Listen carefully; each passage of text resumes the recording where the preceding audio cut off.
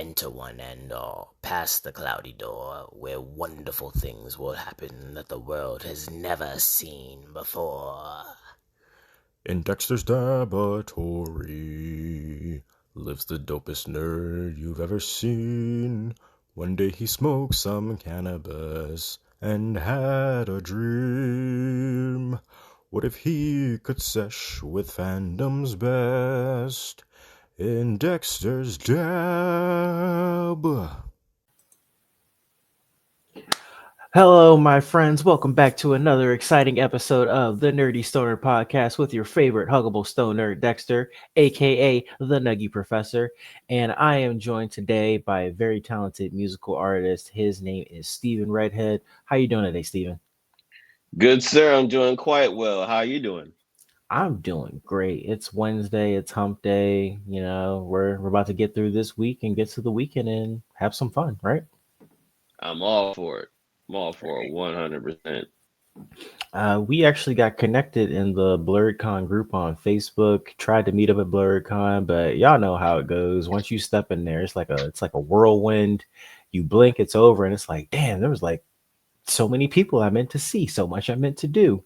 But we got connected on the internet. And was like, hey, we got another opportunity, so here we are today.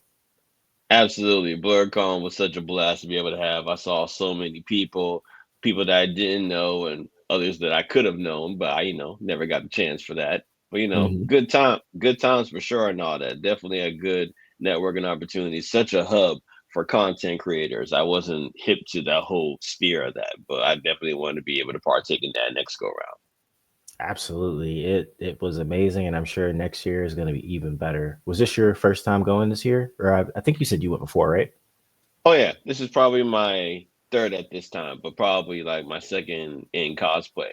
But Hmm. but next go around, I already have what I got lined up for next year. The whole Geeknik theme and all that. Like yeah, me and some friends of mine, we definitely got some plans on how we're gonna pull up.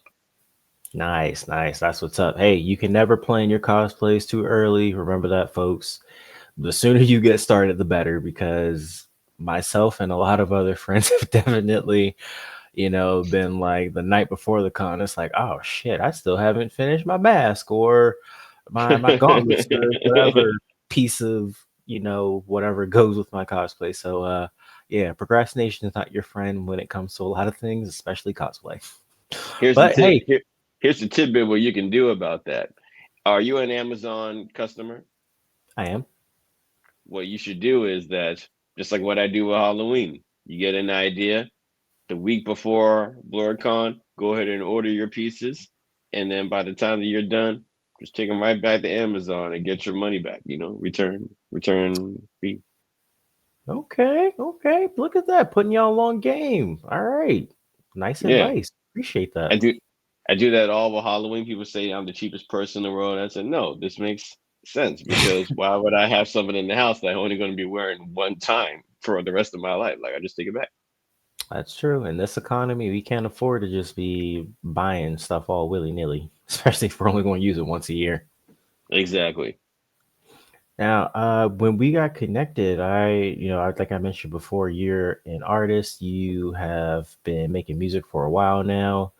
You actually sent me some songs that you released on 420, which we'll talk about in a little bit. But to get things started, can you tell us about your musical journey so far? Like, what was your inspiration to get into music? Like, where did you get your start? And, like, what led you up to where we are now?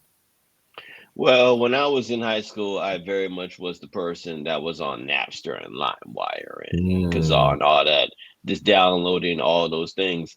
And then they had chat rooms, and these chat rooms would put me on to artists that were independent. Like there was a guy named Benefit that was rapping over Super Mario Brothers samples.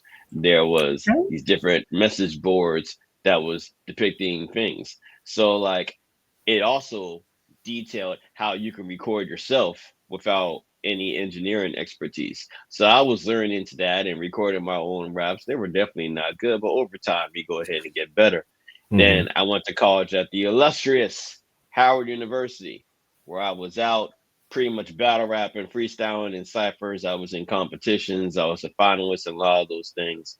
And simultaneously staying in my dad's house trying to be able to learn how to record my own songs, because when you're in college, you don't have the money to go to an actual studio, so you might as well just do it in the house. So I was just recording those, and one of the songs became really cool, and a friend of mine had did a music video for me. We worked it on it together called "I Like," and it blew up all over the campus. And then it got onto YouTube. People like Common were commenting on it and things like that. Oh shit! And yeah, and that all happened. It was a video where it was like, MySpace was popular at the time, and the concept was that I was taking over the website and calling it Red Space. So the whole thing Mm. was centered around me on Red Space. So of course, a video like this wasn't really done before, with all the kinds of CGI and the animation with that. So that helped out. And then I moved to New York after graduation, and ended up being picked up by a guy named Andre Neal, who was the head of A&R for a management company called Violator. And Violator was behind people like the likes of L. Cool J and Missy Elliott and 50 Cent and Damn. stuff. So he started his own company called A Park, and I was one of the premier artists for that. And everything was cool with that, and everything was moving around. But then, I realized that me being from Maryland and not from Harlem like the rest of the team was, it definitely was a disconnect with that. And my Mhm. music was kind of avant garde to what was going on. Like I wasn't gonna do On Jackie and the Chicken Noodle Soup. That wasn't my vibe. couldn't Mhm. really couldn't really pull all that off. But it definitely gave me a lot of attention and a lot of expertise. I went from different management companies in New York teaching me about style and about grace and about strategy and everything. And so I moved into that point. I traveled, I toured, I did shows in New York. Oh, you cut out. I can't hear you. Sorry.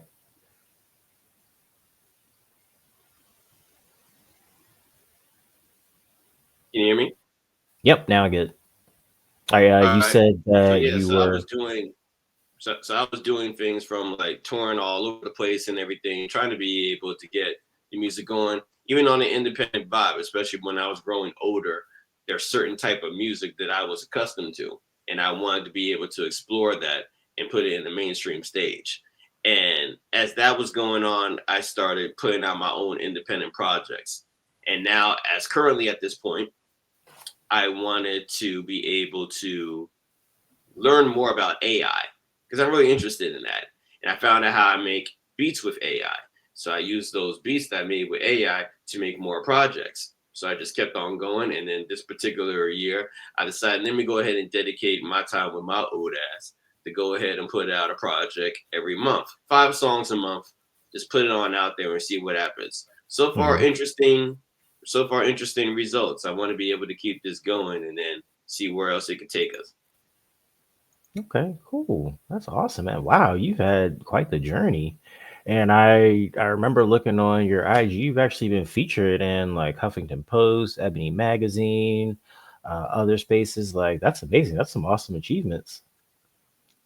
Oh yeah, thank you to those people and all, because during my journey through New York and all, you tend to meet a lot of people that are also on the come up.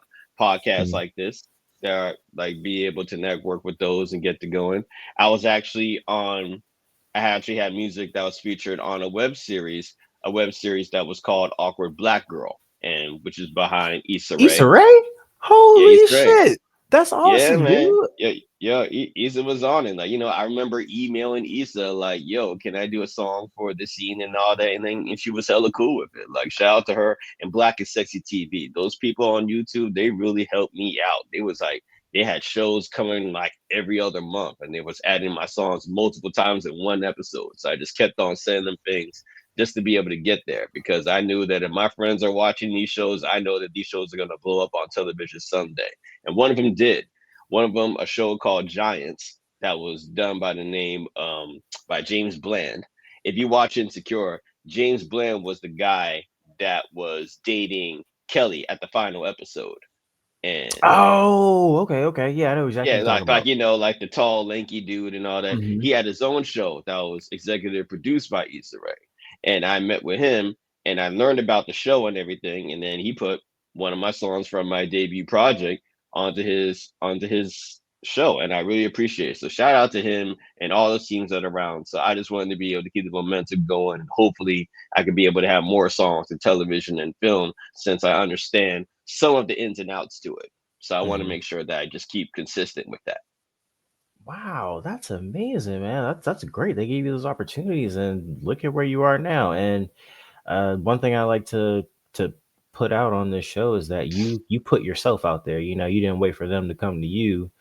You know, you just kept doing your own thing, and these opportunities presented themselves to you. Like what they say, success is preparation meets opportunity. I think it's what they say. And you Absolutely. definitely prepared, and you got those opportunities. Absolutely. Now, definitely, there was times where I felt like, oh yeah, I could just sit back and let people do things for me. That definitely wasn't going to work. And shout out to Andre Neal again. He's a man that told me, hey, listen, nobody owes you shit. Nobody owes you a No, like I that's was true. That's true. I remember where I was complaining, like, hey man, we're over here in this company. We could be doing this, we could be doing that. I got stuff on the internet. I'm on blogs and stuff. We could be able to capitalize this. Hey, nobody owes you shit. All right. We do what we do. We put you on. There's mad people that could be able to sit in your chair right now. Always Mhm. remember that. And when I realized that anybody can sit in this chair, I got to make my own chair. I got to make my own room. I got to be able to keep this going and all that. Much respect to him. Like that guy put me on to so much game and all that. But I knew that if I'm going to make it in the way how I see myself as a black man that's not out here trying to be some stripper popping, Mhm. stuff like there, that's not trying to go to the Diddy parties and all that. I have to be able to make some content that fits with me and people like myself. This is why I'm attracted to BlurCon. This is why I'm attracted to the sphere of the space of the black diaspora and what we come from, what we like, what we enjoy, even if it's left of center. I come from that. I want to explore that. I want to be able to center those people. Nice, nice. That's what's up, man. I see you doing that.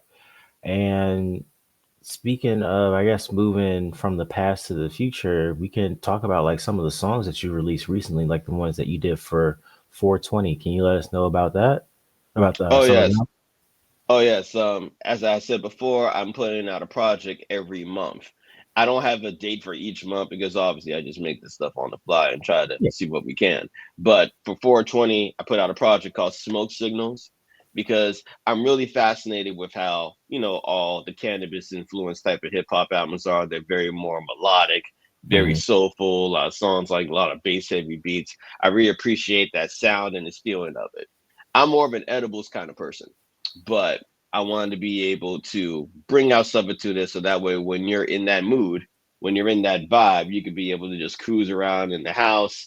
You could be able to cruise around in the car, whatever, wherever that you get into, and just get that feel. So I put out 5 songs that basically is just in its order. You get on a ride. Okay, nice. And I actually have the cover because I want to, definitely show people. Um, there we go. Yeah, yeah, man, that's really cool. That's right. Believe it or not, this cover was made with AI. I just told Really? you. Oh yeah, that's not a real girl. Hmm. Yeah. So, Cool. as soon as you have an idea of what it is that you want, just be as descriptive as possible so you can be able to pull that out. Same with the beats as well. The only thing that's real about it is me on all the songs. And of course, my friend, Mr. 202, who is on Don't Hog It doing the intro. Hmm. Cool. Actually, that kind of brings me to my next question.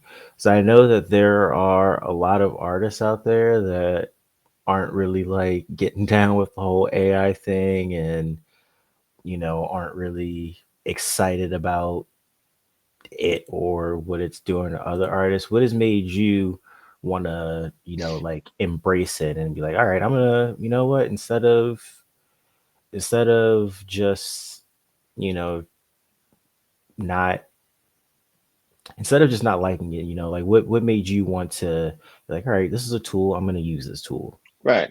Well, the reason why being is that I see AI literally as a tool. And it's also, to me, I feel it's more beneficial for the independent artist anyway. Because say like if you were an artist and then you got to a major label.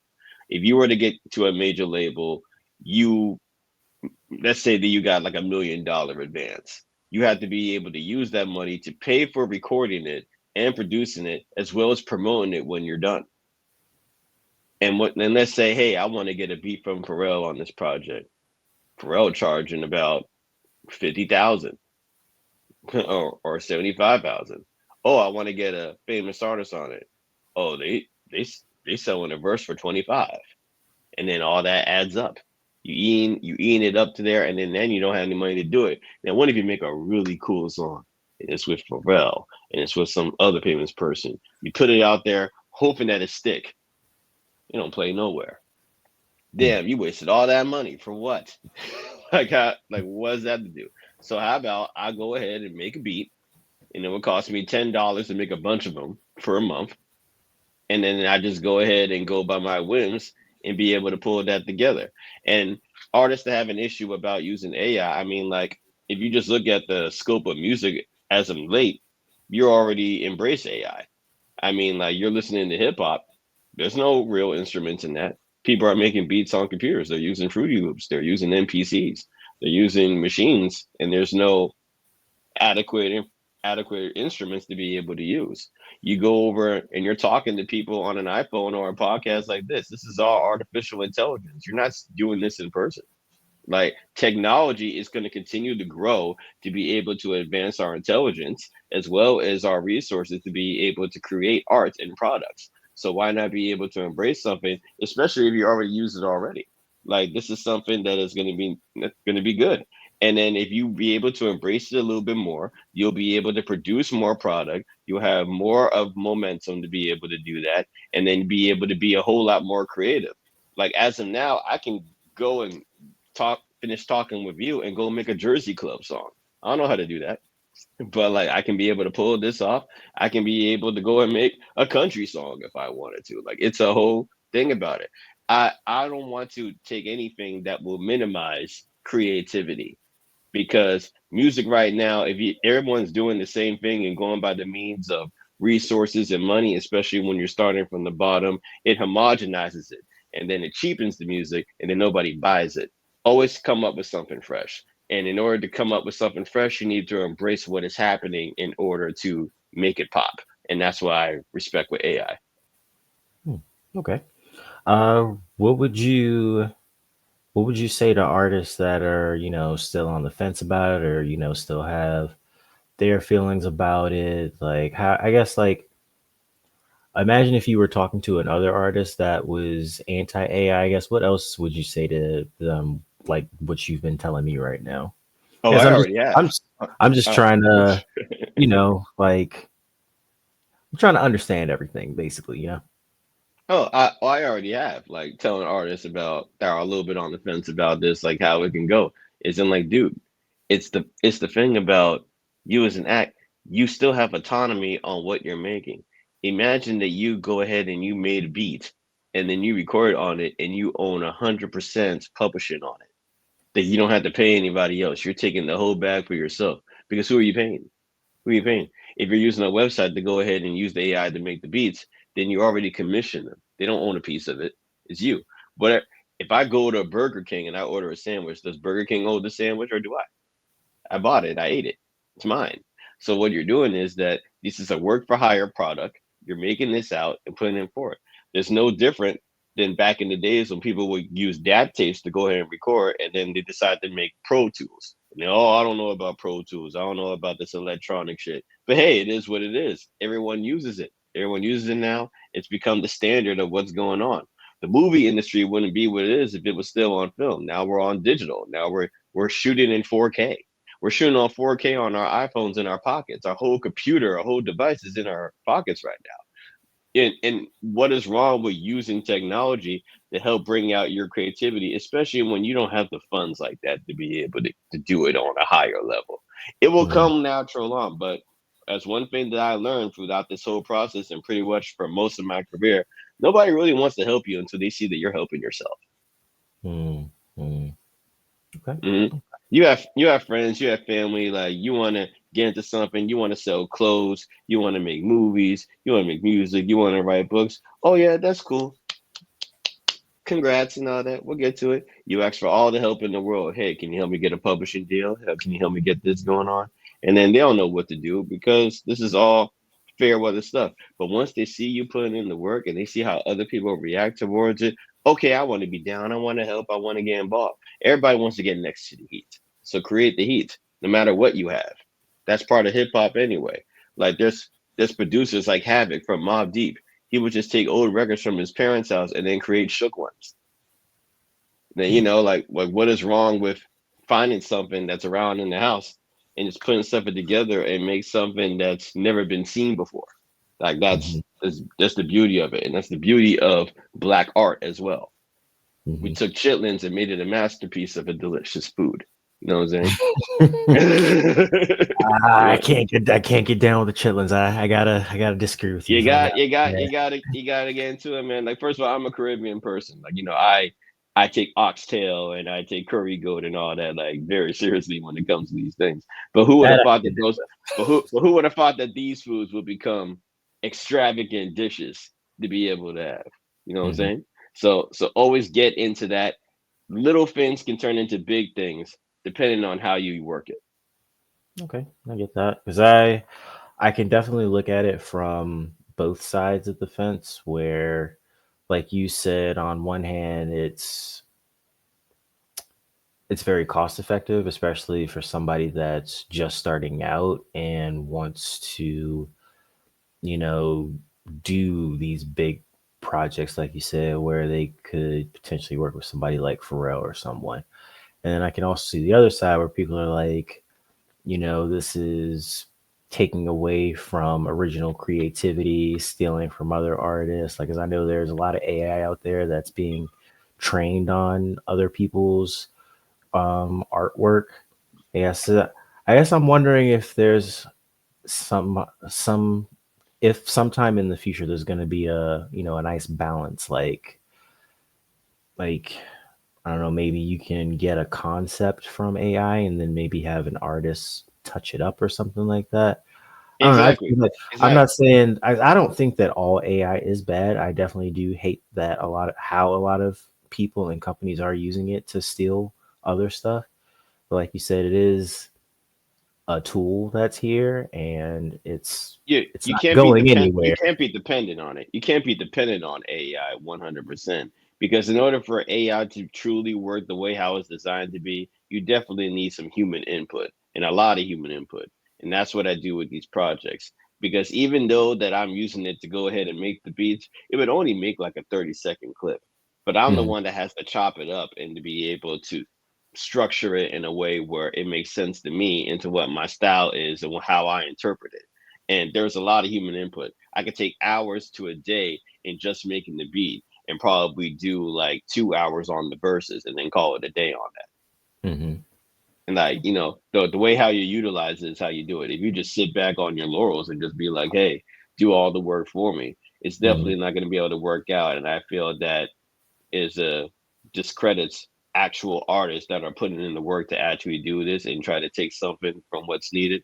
But mhm, I would like to believe if somebody like a Just Blaze or a Jay Dilla that didn't have much going on and they didn't have the equipment spend thousands of dollars on an NPC, and they realized that they could be able to make something for like $20, then yeah, mhm. they'll look into it and see how it goes.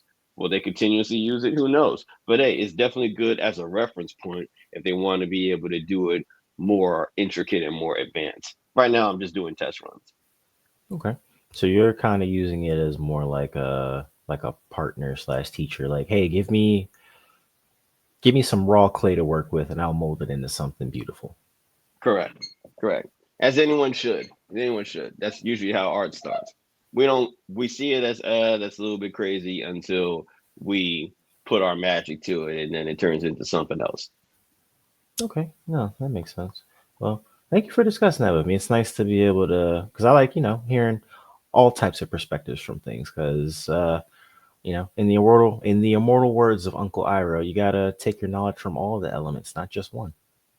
There you go. There you go.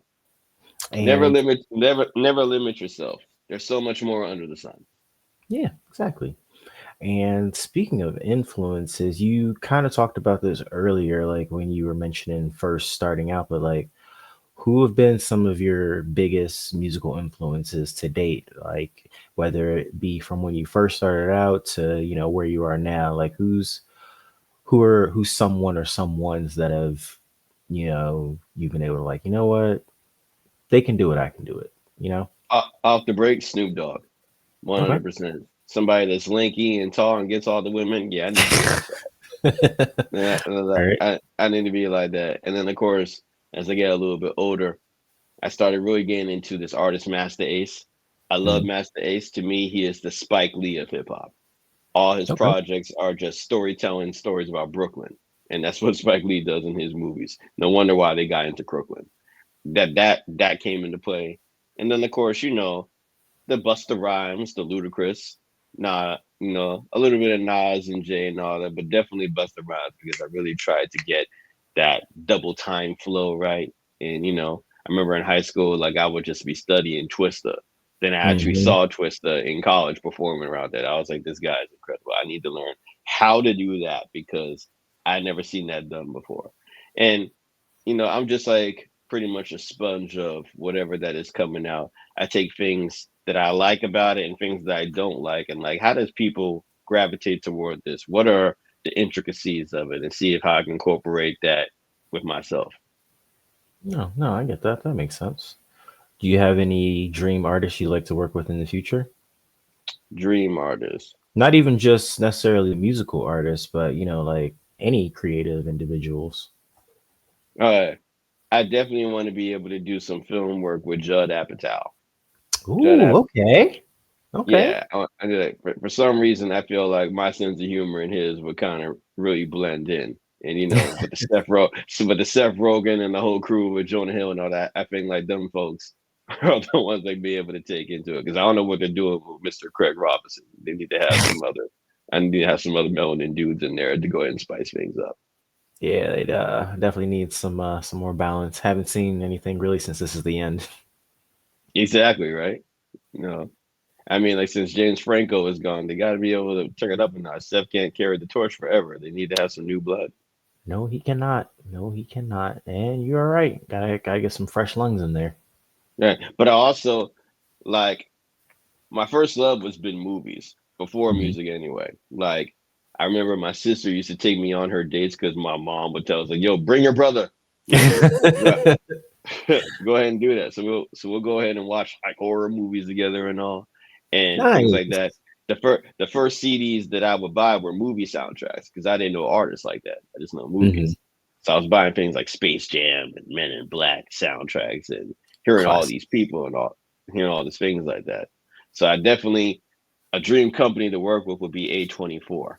I think A24 was just on point when it comes to their content, when they push art to the furthest level, like watching Euphoria and Moonlight and Last Black Man in San Francisco and Midsummer, Ari Aster, good lord, like this, like these are incredible minds to do that. Agreed. Agreed. Those definitely some heavy hitters, and damn, I can't wait to see you work with them, man. Yeah, yeah. Thank you for that. Now, as far as musicians, I'm pretty much like open to whatever if they're not on some freaky stuff. Like, Okay. well, we'll get into that. Like, I'm really big on like vibes and stuff because I work with a lot of artists before and all that. Everybody has some sort of ego to the point in time, and I'm more of a laid back kind of person. Like, yo, just go ahead and just do your job, and we'll just keep it moving, man. Like, don't worry about that. I get that. I get that. Yeah, before we started, you actually mentioned another project that you have coming up because you're doing your 5 songs a month. Do you want to talk about that a little bit? Yeah, tentatively titled Force Majeure. Force Majeure is going to be a Star Wars themed project. Because I'm into Star Wars, me and my father are very big on that. He's more into Star Trek, but weirdo. But like Star Wars, man. Like, but the Wars is what it is. The Wars is what it is. So like because of the AI thing, I learned how to sample a lot and be able to structure it in a way where I could be able to do it. The difference between Smoke Signals and this one is that Smoke Signals was very much like balance up the hip hop and R&B, a lot of hook heavy type stuff.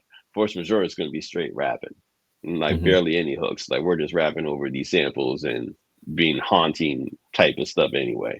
So like I'm sampling stuff from the Phantom Menace and Mandalorian and all these things. Me and my homie, we just did a song that's based off of the casino town that was in the Cabo, the Carbo, what you call it?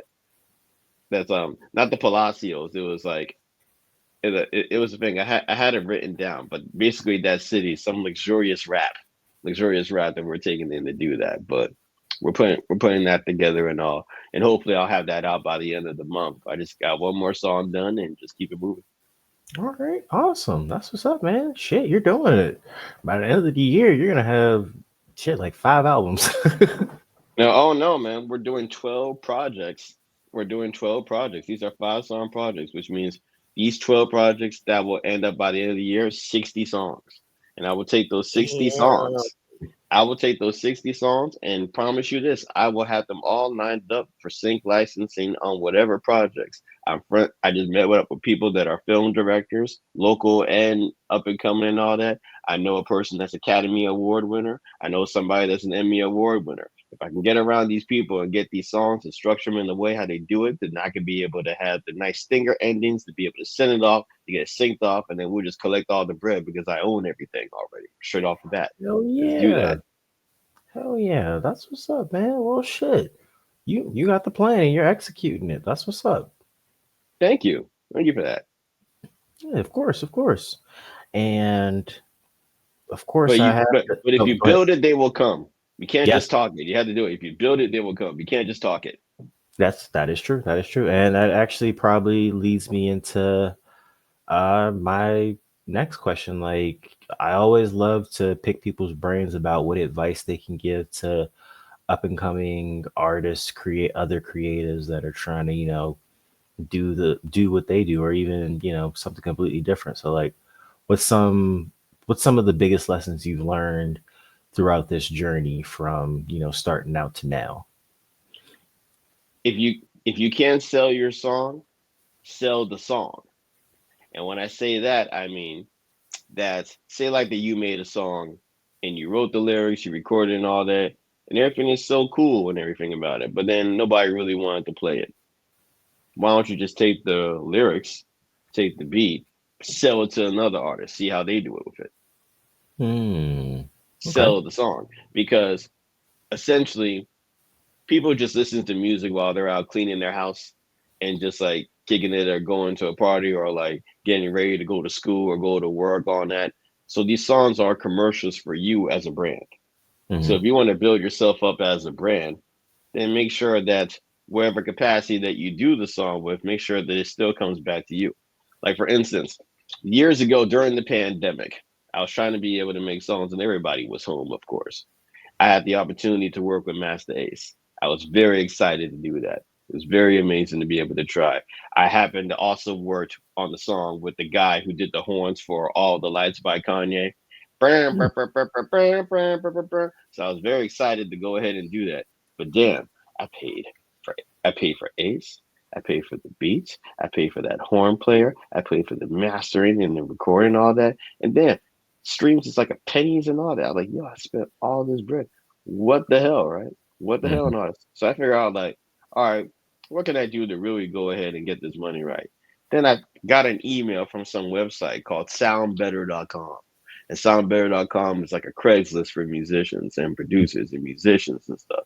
So I was checking around. I see that you can hire singers and stuff. You can hire whoever has to go ahead and get on the song. I say, you know what? Let me do an experiment since I'm stuck at home and ain't going anywhere. How about I say, hey, I'll write your song for a couple of hundred Hmm. dollars, a Okay. couple $100 and all that. See how it goes. The flooding that I got of people that just want somebody to help and write their stuff because they're just chilling in the house doing nothing. So I ended up writing songs on a whole bunch of topics. I was writing stuff for like gangster Rick Ross and stuff, city girls type stuff. Wrote for pastors, wrote for gay people that want to sing to their spouses, wrote for all kinds of topics everything under the sun and all that, and they're spending all this stuff. So I made around $10,000, and I used that money. Damn. I used that money. I put it in an Ally bank account, and I used the money that I previously had in my other accounts and all that. And I was trying to be able to buy a house. And then they said that the job that I had didn't substantiate the expenses of the house. Once they found the account, but the $10,000 and it was still coming in from all the writing and stuff like that. Okay, we can be able to sell this house to you. And I They're said, like, wait, wait, wait, so you have money? Oh, oh. yeah, I didn't know that I could use that account. I was just having it because that was just what I was Yeah. doing for fun in the house. But then here it is. So now I can comfortably say, hip hop helped me buy this house that I'm sitting in here talking to you now. Like this is it. Like we got to be able to do that. So that's why I say, if you can't sell the songs, someone else can sell your songs. Just sell it to them, and then make them write a contract to be able to Mhm. get 20% of the publishing off that one. I come from the legal world as well. And well, Okay. so I write my own contracts anyway. So I just help putting that together so that way we can all get something out of it. Hopefully you blow up. And if you don't, hey, I put some money in my pocket so I can go buy some Starbucks, Why not? Yeah, yeah, no, that's solid advice, man. And what was the name of that website again? Just so I can make sure people know. Soundbetter.com. Soundbetter.com. If anybody is an up and coming artist and you need some help or you want to do some work, check out that website. And go on my page, man. Like hire me. You want Oh me yeah, and hire him. Duh, yeah. obviously. Yeah, Yeah, go yeah. ahead and do that. Like I'll give you whatever style that you want, man. It don't matter. See, look, he's willing to work with you. Boom. That's what it's Hmm. all about. Making connections. Yeah, yeah. Like why not? Like we're all young people. We're all utilizing what we can to be able to get to the goals that we need. I'm happy to help out with your goals. Just give a little scratch at the top for me, we'll be right. Exactly, exactly. We help each other out, we all win. Hmm. Yeah. Right. And also another thing that I advise for artists to be able to do, make sure that you go ahead and get your PROs right. Get your PRO. ASCAP. Yeah, your performing rights organizations. Get your ASCAP right. Get your BMI right. Anytime that you make a song, register that online, and it's free to do it. Register that way. So that way, if you have a podcast and you're Hmm. putting songs in the background like this, you have the little coding. So that way, once you put it online, the PROs know what songs are playing, and then they'll pay you for that. BMI has a program called BMI Live. Anytime that you go ahead and perform, I don't care if you're performing for free or performing for $10. You had the set list that you performed at this time and all that, depending on how much publishing that you own on each of these songs, by the next quarter, you'll get paid for those songs that you performed. And you just keep going and going. So that's extra money coming right in your account. And all you did was just perform it somewhere, you know? Hmm. Don't Okay. worry about the money that's coming in then. Worry about it what's later. This is why I care about publishing, because it's about the long Hmm. end goal of it, not just that moment. It's going to keep on going. Royalties is the thing, and it's going to be a whole lot more than trusting Spotify or Apple Music or whatever the hell. Those Hmm. things, those things gravitate and they accumulate more the more that you play with it. Hmm. Okay. No, that makes sense. That makes sense. It's kind of like utilizing the blockchain, like when NFTs was a big thing, right? Right, right. Except these are tangible things. Yeah, yeah. Yeah, these are tangible products. Just be able to realize that this is what it is, and you put it out there, and then the more that you keep introducing it, the more money that comes in from it. Especially with things like YouTube, like you got to build your subscribers and all that stuff. Hmm. Like that's a whole new thing for me. Like, oh, whatever. You put all that out there, and then it's just gonna keep on growing. And that's what I'm doing with these projects. Keep on creating short form content with all that stuff in the background. You monetize the videos because you monetize the songs, and you keep on building it up and growing, and then you'll see results 100%. Okay, cool. So consistency, that's another big thing too. Absolutely. You can't do this. You can't do it on your own, but you could definitely make a big chunk of it on your own. Yeah, solid advice. Solid advice. All right, awesome. Well, thanks, man. I appreciate that. Yeah, just like in Pinterest, like you say, the very last song on it, like I'm trying to find a path in the system and fuck around and pimp the algorithm with these bars and these songs that I charge, tip it off with interest, and show you how to do it by yourself like Pinterest. Oh, where can people listen to your music at? I don't think I asked that yet. Same place. You get it on pretty much any streaming platform: Apple, Tidal, Spotify, YouTube Music, Deezer, like all those Deezer. things. I haven't Yeah, heard of that one. you ever heard of Deezer? Like I don't Mm. know, like deep, like it's one of those things that my distributor puts it at. Like I don't know what it is, but it's Hey, there. it's If you want to get put into it that. everywhere. And just put it everywhere. And if you follow my Instagram, Redhead PG, as soon as you see the videos and the posts, you'll know that the next project is coming. And it's more and more. And if you don't know it's coming, you're definitely gonna see a video of me dancing like a group ball to one of the songs, and you know that it's out there. Like you'll see it on out there. It's fine. It's fine. We'll keep Nice, it going. nice, nice. Now, of course, before we get you out of here, of course, I got to get into the stoner questions of the night. First Sure. and foremost, my friend, any character that you can get high with, who is it going to be and why? And this can be any character you want, book, movie, TV show, does not Mm. matter. Sky's the limit. I want to be able to go ahead and smoke with Michael Myers, right? Because I'm sure Okay, that's like different. because Michael Myers, like, we need to get to the bottom of your mommy problems. Like, what is your issue? Why are you over here chasing all these white girls all the time? Like, your mom is gone. Like, listen, are And you one of them is your Kanye or what? sister, dude. And one of them is your sister. Like, relax. Like, yo, why can't you just like go have fun somewhere? Like, yo, just take the mask off, go over and go on some dates or something, and just chill. Like, you don't need to be worrying about mommy all day. Like, you're not even halfway dead, and you're hella strong and you're tall. People like that. Like, just go ahead and buff up and get some self confidence. And I know who else would I be able to get with? Like one thing that you should. I'm such a horror movie person. Hey, I It's love horror like movies, man. a horror movie One of my person. Like earliest memories was watching Tales from the Hood with my cousin in the basement. I think I was like 6, 7. I don't know. Tales in I the was too Hood. young.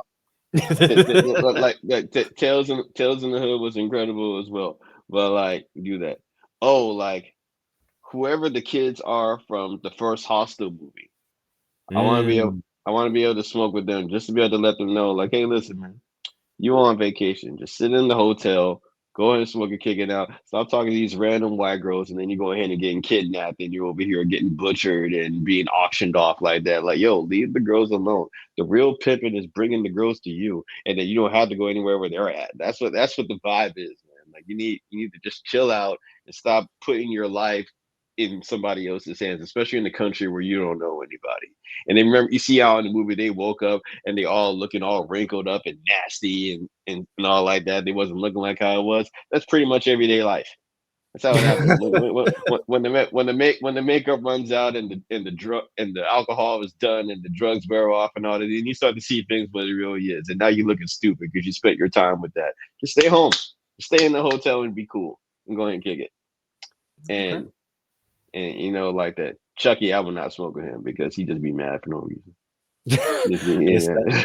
that actually leads me to my next one. Who are some characters you wouldn't want to get high with? And I see Chucky is one of them. No, Trey not one of them. Like, when he starts talking and rambling off like that, I would just have to kick his little ass across the room. Like, I'm just sick of that. Do that. But wait, but who I wouldn't want to be able to do it. Like, there was one dude that's just like such a hater. He's such a hater. Like Jigsaw. Jigsaw is such a hater. You think Jigsaw is a hater? He's so Okay. judgy. He's so judgy. People are living their lives and stuff like this, and hey, you messed up somebody else's life, so I'm going to deal with yours. Mind your business. You had nothing to do with any of that. You know what I'm saying? You had nothing to do with people's lives that are going on. You just over here just looking from afar and say I'm a horrible person. You're a horrible person running around with this bow tie and a bicycle, running around tagging people and putting them in dungeons. Like, shut up, leave me alone. Like, we're good. Do you think if Mr. John Kramer would have had some weed, he would have been like, you know what? I don't need to do this. You don't need to do it. Like, we will really open you up to make you understand, like, hey, you know what? None of this is that serious. None of it. Okay. Okay. I got a couple verses for you to see who you think would outsmoke who. All right, Okay. you ready? Master Roshi versus Jiraiya. Mm, I'm gonna have to go with Roshi. I feel Roshi's like outsmoking? Okay, no, Ro- that's a popular one. That's a popular one. Roshi would do that. All right. What about Iron Man versus Batman? Oh, Iron Man, because Batman's only versus his white privilege. Fuck that. No, we got that. You don't see him outsmoking them? Hell no. Like, well, what you do? He's just a rich guy in a suit. Like, so what? That's Donald Trump. Like, give it to Iron Man. Give it to Iron Man. All right. I got one more for you. Ooh, okay. Silas and Jamal versus Jay and Silent Bob. Who's out smoking who? Which team is taking it? Mm, like, I probably would go with Jay and Silent Bob because they're kind of like loose cannons. They're like laid back loose cannons, especially Jay, because Okay. he's the kind of because he's like a wild card and all that, but he's like unassuming. Like he probably has mad things underneath that long ass yellow coat going on that Oh, he could be able to pull all off the of that. weed. You know what I'm saying? You know what I'm He's like, saying? Like we're gonna go dab for dab. dab for dab, and he's a trooper. He's consistent and he's dedicated. Though You see him? he's never gonna stop. He's never gonna quit. He's never tapping out. He's never tapping out. All right, cool, awesome. Thanks, man. I appreciate you being on here. Absolutely. I'm glad to be here, man. But finally, we got to be able to do this. Yeah, life be lifing, but hey, we're here. We made it. There you go. God bless him. Yes, yes. Now, if they're please let the people again know where they can follow you. I know you said it multiple times here, but I love to remind people because this is a stoner podcast. We be forgetting shit. Of course, like always keep your mind sharp, no matter what. Damn it, just keep it mind sharp.